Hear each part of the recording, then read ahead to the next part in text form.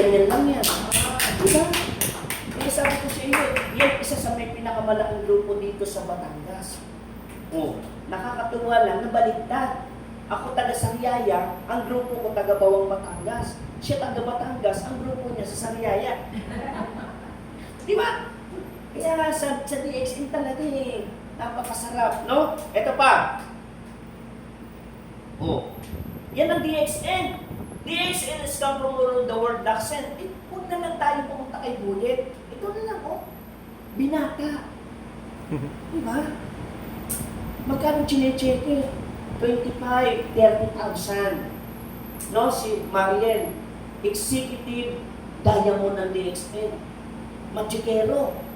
Pag ikaw inorasyonan niya din, mawawala ka sa upuan mo. Diba? Ganun kasimple, di ba? No? Integrity, trustworthy, cheerfulness. Walang utang, walang demanda DXN. Kita mo yung logo na yan, ate? Ate Michelle. Kaya binati namin kayo good morning. Kita mo ate yung logo na yan? May kahulugan niya. Kita mo yung red? Yan ay pula. Diba? Ito po yung kahulugan niya.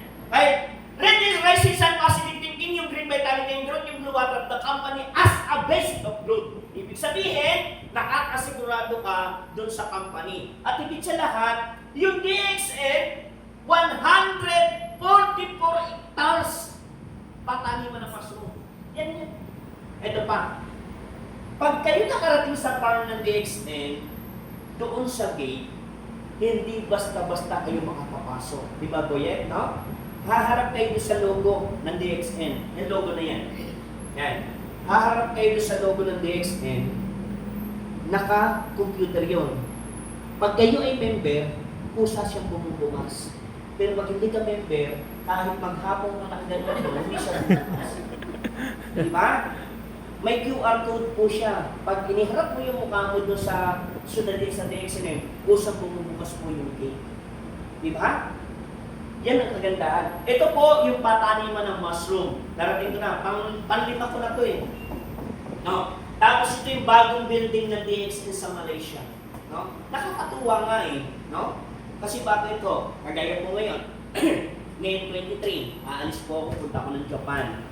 Nako, travel din po yun. Bali kami po ay nasa 113 yung travel po. Pero nakakatuwa nun, no? Kasama ko yung pamilya ko.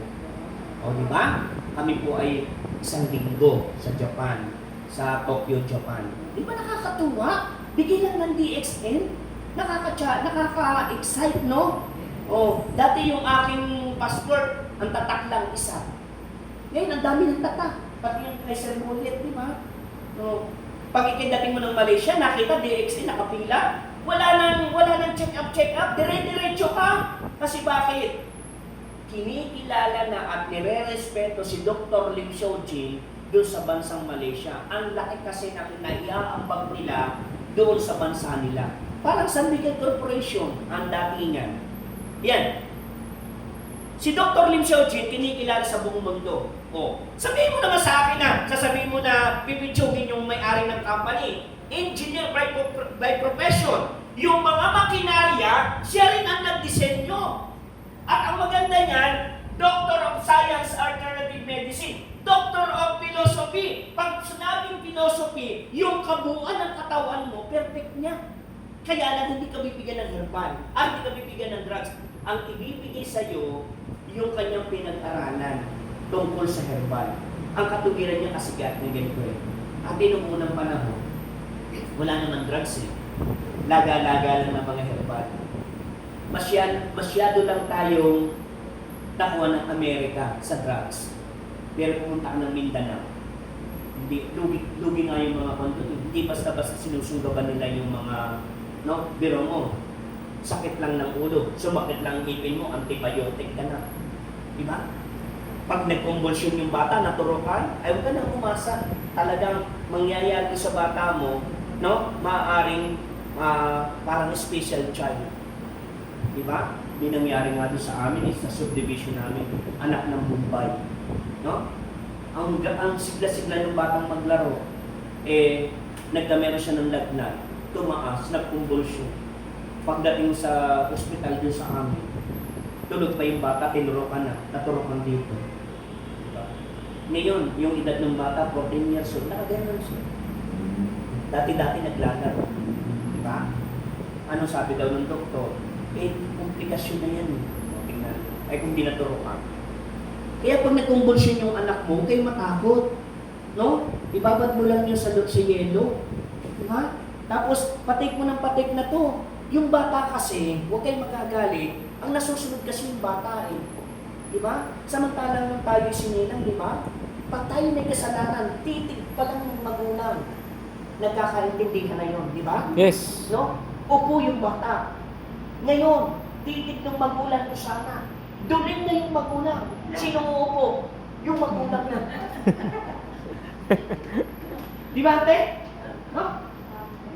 Naalala ko nun eh, hindi na masakot. Yung anak ko nung napabayaan namin eh, yung bunso namin. Napahiram ng cellphone eh. Di ba? Paglipas sa atin ng isang buwan, yung anak ko gumagano na yung anak ko. Yung pala ang tawag doon, X.